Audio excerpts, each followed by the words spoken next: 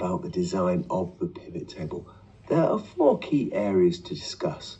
The table layout is concerned with totals and subtotals, and if we use them, where they're located in the table. The style option allows us to select row headers, column headers, banded rows and banded columns, and the pivot table styles are concerned with the standardized formatting of the table, including the presentation of a header row, filter labels, first column, subtotals, grand totals, etc., etc. The list is quite large.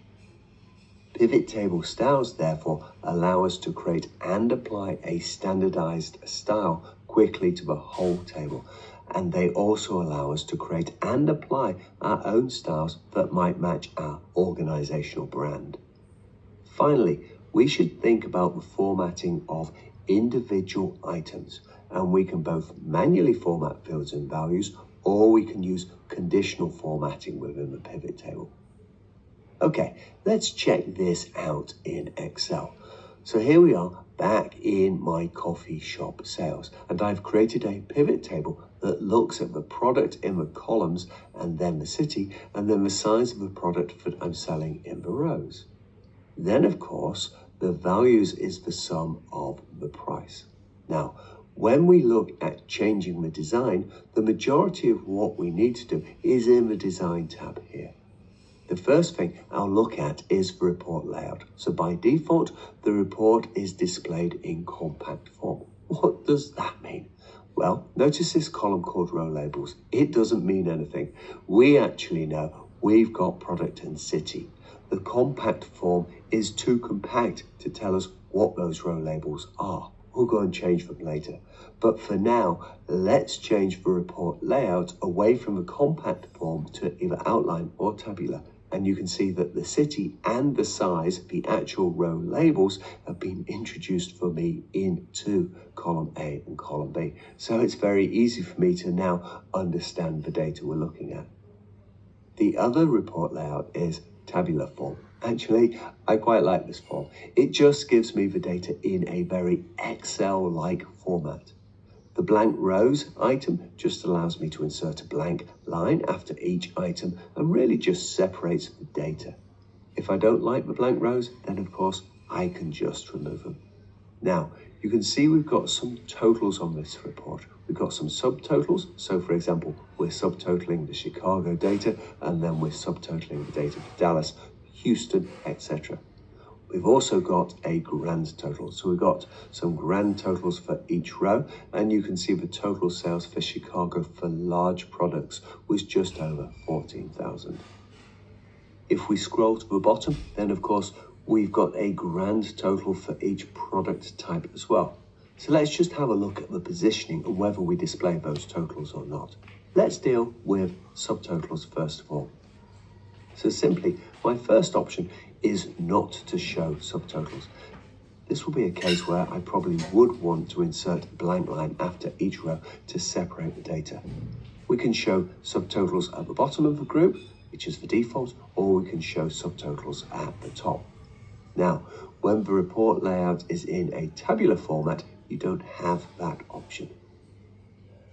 But if I go back to the outline form, then you can see by default the subtotals are displayed at the top of each group.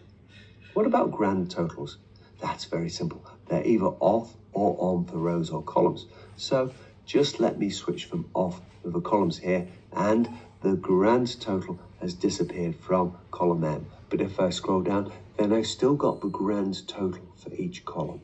So that deals with the first section, which is called layout. Let's have a look at the pivot style options. Again, they're fairly simple. I've got some checkboxes so I can display row headers or not, and you can just see as I switch on or off, that just highlights each row header. I have a similar thing for column headers. It just turns the blue on or off. I can choose to have some banded rows.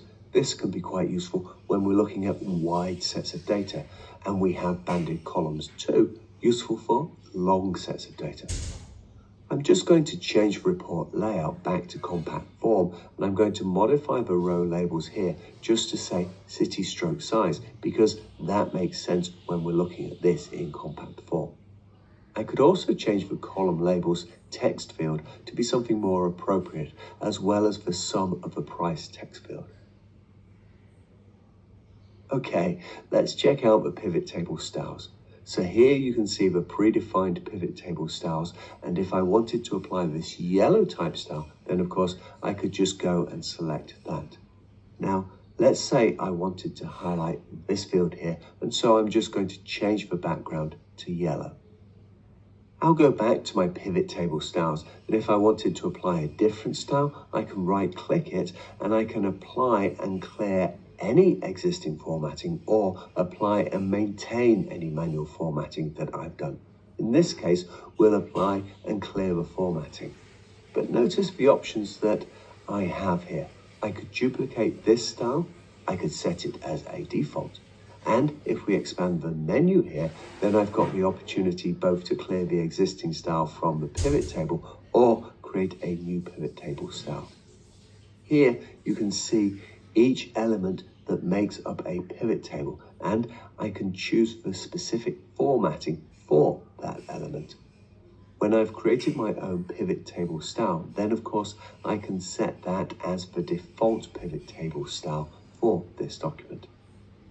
We've talked about manual formatting. What about conditional formatting for the whole pivot table? Well, you need to think about conditionally formatting the whole of the table rather than just a selection of cells, because the table size might change depending upon the source data that you bring in on a refresh.